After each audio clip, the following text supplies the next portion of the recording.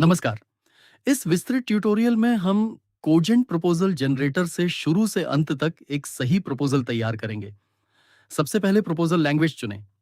सामान्यतः सरकारी और अकादमिक प्रपोजल इंग्लिश में बनाए जाते हैं, इसलिए इस उदाहरण में इंग्लिश चुनी गई है।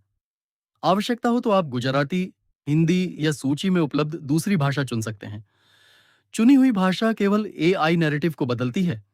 ऑफिशियल हेडिंग्स और स्कीम लेबल्स इंग्लिश में ही रहते हैं।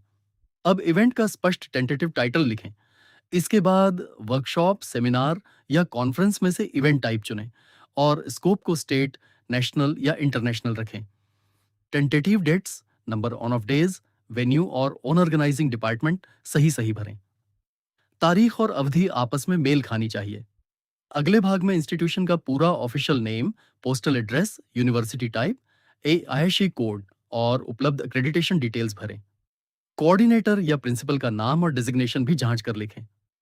यदि कॉलेज लोगो लगाना है तो साफ और अधिकृत इमेज ही चुनें। एक्सपेक्टेड पार्टिसिपेंट्स तालिका में फैकल्टी, स्टूडेंट्स, रिसर्चर्स और अदर्स की संख्या स्कोप के अनुसार भरें। हर रो और नीचे दिखने वाला ग्रैंड टोटल अवश्य जांचें। बजट सेक्शन में कुल मांगी गई राशि लिखें। सजेस्ट स्प्लिट बटन एक प्रारंभिक विभाजन बनाता है, लेकिन travel, accommodation, food, honorarium, organisation और पब्लिकेशन की प्रत्येक राशि को वास्तविक योजना के अनुसार एडिट करना आपकी जिम्मेदारी है। पब्लिकेशन हेड निर्धारित सीमा से अधिक नहीं होना चाहिए और सभी हेड्स का टोटल रिक्वेस्टेड बजट के बराबर होना चाहिए। रिसोर्स पर्संस के नाम एआई नहीं बनाता। केवल उन्हीं व्यक्तियों की जानकारी जोड़ें जिन्हें वास्तव में इनवाइट करने का विचार या संपर्क हो।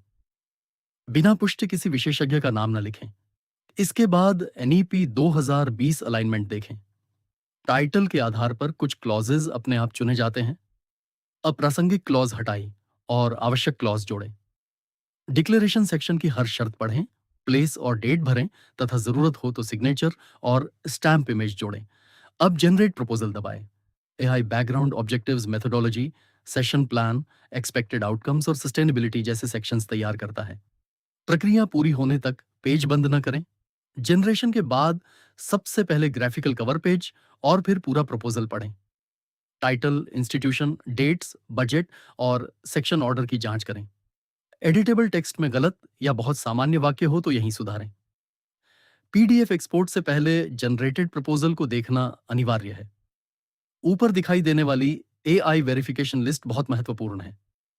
एआई किसी institution, policy document, publication title या ईयर को गलत लिख सकता है। हर आइटम को ऑफिशियल सोर्स से खोजकर वेरीफाई करें और गलत डिटेल को प्रपोजल टेक्स्ट में ठीक या डिलीट करें। केवल वास्तविक वेरिफिकेशन के बाद ही आई हैव चेक दीज पर टिक लगाएं। अब एक्सपोर्ट पीडीएफ चुनें। ब्राउजर के प्रिंट डायलॉग में डेस्टिनेशन के रूप में सेव एज पीडीएफ रखें। पेपर साइज हमेशा A4 चुनें। ओरिएंटेशन को पोर्ट्रेट रखें। स्केल सामान्यतः 100% या फिट टू पेज रखें और बैकग्राउंड ग्राफिक्स चालू रखें ताकि ग्राफिकल डिजाइन सही आए। प्रीव्यू में कोई हेडिंग, टेबल या सिग्नेचर कट नहीं रही हो, ये जांच कर ही पीडीएफ सेव करें। अंत में जेसन समझें। मोर मेनू खोलकर सेव प्रपोजल एज जेसन चुनने पर फॉर्म की एडिटेबल वर्किंग कॉपी सुरक्षित होती है। जेसन फाइनल पीडीएफ नहीं है और इसे पोर्टल सबमिशन फाइल न माने। ये बाद में काम जारी रखने, बैकअप रखने या दूसरे ब्राउजर में वही डेटा खोलने के लिए है। वापस लाने के लिए मोर में लोड प्रपोजल फ्रॉम जेसन चुनें और वही सेव डॉट जेसन फाइल दें। लोड होने के बाद लैंग्वेज, डेट्स, बजट और जनरेटेड टेक्स्ट दोबारा वेरीफाई करें। जेएसएन में आपकी एंटर्ड इंफॉर्मेशन हो सकती है, इसीलिए इसे प्राइवेट और सुरक्षित रखें।